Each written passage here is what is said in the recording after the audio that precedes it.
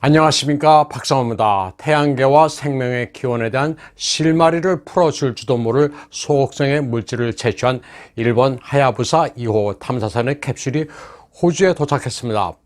일본의 작사가 2014년 12월에 쏘아 올린 하야부사 2호는 2018년 소극성 류구에 도착했습니다. 소극성 류구는 지구에서 3억 킬로미터 거리입니다. 그리고 표면에 폭발을 일으키는 방법으로 그 파편을 채취했습니다. 시료를 담은 캡슐이 하야부사 2호에서 분리돼 지구 귀환이 확실시되는 순간 작사에서는 환호성이 울려 퍼졌습니다. 22만 킬로미터 떨어진 지구에서 정밀 제어가 성공했기 때문입니다. 하야부사 2호는 태양 궤도를 돈 곳을 포함하면 3억 킬로미터 이상을 여행했습니다. 하야부사 2호에서 분리된 캡슐은 12월 6일 초속 12km의 속도로 지구 대기권에 진입해 여러 차례 지상관제센터의 제어에 따라 궤도를 변경하다 고도 11km에서 낙하산을 펼치고 내려왔습니다. 낙하 지점은 호주 서부의 사막 우메라였습니다. 캡슐은 대기권에 진입하면서 3000도의 마찰열로 유성 같은 궤적을 그렸습니다. 캡슐의 크기는 지름이 40cm, 무게는 16kg입니다. 무선 통신 장치가 위치를 알리자 작사 기술진과 호주 측이 헬리콥터와 드론을 동원해 사막에서 낙하산이 달린 캡슐을 발견해 회수에 성공했습니다. 중공은 12월 6일 시창 위성센터에서 창정 3호 로켓으로 위성을 쏘아 올렸습니다. 관영 매체들은 제궤도에 진입했다고 보도했지만 엉뚱하게도 사실은 산간 지역에 추락했습니다. 이날 윈난성 시수왕 반나 멍하현 정부는 로켓 잔해가 떨어지니 주민들은 알아서 피하려는 긴급 통지령을 내렸습니다. 그러면서 잔해를 멋대로 촬영해 소셜미디어에 유포하면 법적 책임이 따른다고 경고했습니다. 2020년 3월 1일 중공은 잇따라 로켓 발사에 실패하고 있습니다. 이는 미국의 제재로 핵심 칩을 구할 수 없기 때문인 것으로 지적되고 있습니다. 핵심 칩 공급 중단은 중국의 산업 전반에 걸쳐 도미노 현상을 일으키고 있습니다. 자동차 산업도 직격탄을 맞고 있습니다. 중공에 진출한 폭스바겐도 이제 제품을 생산할 수 없다고 밝혔습니다. 중공에서 반도체 부품을 조달할 수 없어 외장과 내장을 조립하고도 완제품을 만들 수 없기 때문입니다. 5G와 지상 중계국, 모바일 폰부터 자동차 산업까지 줄줄이 붕괴되고 있습니다. 요즘 자동차는 갈수록 전자 제품과 비슷해져 ESP와 ECU는 물론이고 내비게이션, 공조, 조향장치, ABS에 이르기까지 모두 200개 이상의 반도체 칩이 들어갑니다.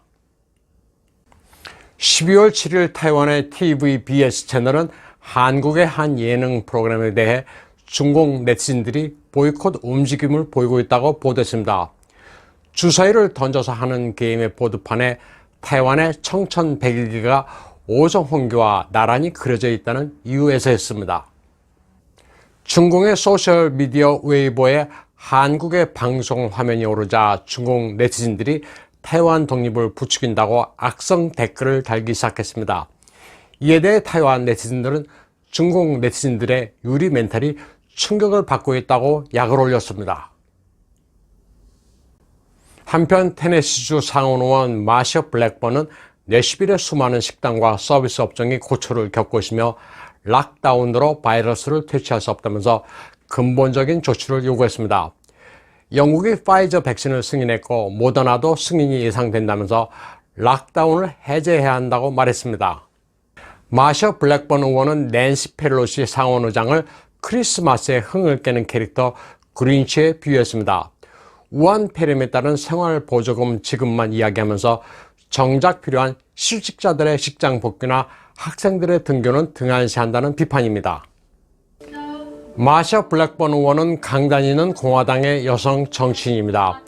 그녀는 조지아주에서 출마하는 비즈니스워먼 켈리 레플러 찬조 연설에 나서기도 했습니다. 낙태 반대 구호와 함께 빅텍을 응징하겠다는 켈리 레플러를 상원에 보내달라고 조지아에서 호소했습니다. 레플러나 블랙번이나 트럼프 대통령의 열렬한 지지자입니다. 마셔 블랙번 의원은 트럼프 대통령의 멕시코 장벽 건설과 과감한 감세, 오바마 케어 철회를 강력하게 지지하고 있습니다. 트럼프 대통령으로서는 든든한 여성 동지입니다. 마셜 블랙번 의원은 미 상원이 재구시를 못하고 있다면서 강력히 비판했습니다. 자신은 테네시의 골수 보수주의자라면서 정치적으로 올바르지 못할 수도 있다고 밝히기도 했습니다.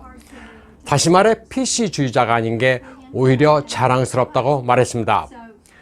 미 하원에서 오바마 케어를 처리하지도 못했다고 공화당의 무능을 강력하게 비판했습니다. 또 의회에서 많은 공화당원들이 민주당원처럼 행동한다면서 이를 반드시 고쳐야 한다고도 했습니다. 테네시주에서 일자리를 죽이는 행위와 소득세와 관련해 오히려 소속 공화당과 싸우고 있다고 했습니다. 그녀는 또 절대적인 낙태 반대주의자로 모르는 이의 정자를 받아 출산하는 것에도 반대한다고 밝혔습니다. 스키 사격을 즐기는 그녀는 총기 면허증도 가지고 있습니다. 그녀는 미국 정부의 씀씀이가 크고 큰 정부로 변하면서 아이들의 미래를 망치고 있다고 비판했습니다. 또 트럼프 대통령의 이민 제안에 찬성하면서 같이 싸우겠다고 했습니다. 또 열심히 일하고 법을 지키는 수천만 명의 정직한 미국 시민들을 존중한다는 소신도 밝혔습니다. PC를 거부하는 용기가 머저리티를 만든다고 당차게 외치기도 했습니다. 마셜 블랙번 의원은 트럼프 대통령이 신장 위구르의 강제 노동으로 생산된 면화를 금수 조치한 데 대해 감사한다고 말했습니다. 미국은 소수민족을 착취해 이득을 얻는 회사를 절대로 지지해서는 안 된다면서 12월 3일 중국을 규탄했습니다. 블랙번 의원은 트위터를 통해 중국은 남을 속이고 도둑질한 5천년 역사를 가지고 있으며 이는 영원히 바뀌지 않을 것이라고 말했습니다. 이에 대해 환구 15 편집장 후시진은 중국이 속이고 도둑질하는 행위와 싸우면서 문명을 형성하는 동안 미국의 조상은 원숭이의 성질을 없애지 못했다. 지금 미국이 근대화됐지만 블랙번 같은 상원 의원의 인지 수준은 원숭이와 같다고 반발했습니다. 일본의 니케이 아시아는 12월 5일 보도에서 미국과 독일의 정보기관들이 중공의 텍스 소프트웨어에 백도어를 써 글로벌 기업들의 정보를 해킹해 빼돌리고 있는 사실을 경고해왔다고 밝혔습니다. 기업뿐 아니라 세계 금융기구의 인터넷망이 총체적 위험에 처해 있다는 겁니다. 니케이에 따르면 미국의 사이버 보안회사 트러스트 웨이브 홀딩이 이미 6월 25일 이 같은 상황을 인지함에 따라 FBI도 7월 23일 중공에 있는 미국 기업에 경고했습니다. 중공의 바이왕 클라우드와 아이시노가 공급하는 텍스 계산 소프트웨어에는 백도어를 설치하는 악성 코드가 있다는 겁니다. 독일 역시 미국과 손을 잡고 연방헌법사무소가 8월 21일 중공 주재 독일 기업에 이 같은 사실을 경고했습니다. 중공의 바이왕 클라우드는 골든텍스라는 소프트웨어로 전자영수증을 발행하며 아이시노는 인텔리전트 텍스라는 소프트웨어를 제공합니다. 모두 세금 계산 소프트웨어인데 여기에 내장된 백도어 프로그램은 골든 헬퍼, 골든 스파이라고 부릅니다. 이 가운데 아이시노는 항공 관련 방산업체입니다. 니케이 아시아는 미국의 FBI와 독일 연방헌법사무국이 자국 기업에게 관련 정보를 제공하는 동안 일본의 내각조사위원회 사이버 안보 부문은 까맣게 몰랐다면서 스가 요시히데 내각을 질타했습니다. 스가 내각이 디지털화를 공언하고 있지만 정작 일본 기업의 안보가 직결된 중공의 해킹에 발빠르게 대응하지 못했다고 비판했습니다. 그러면서 일본 정부는 파이브 아이스 정보 동맹국들과 교류 협력을 확대, 중공의 사이버 위협에 효과적으로 대응하라고 주문했습니다. 중공이 일본의 네트워크를 가로채게 내버려 둬서는 안 되고 사이버 안보에 있어서 다른 나라에 뒤떨어져도 안 된다고 말했습니다.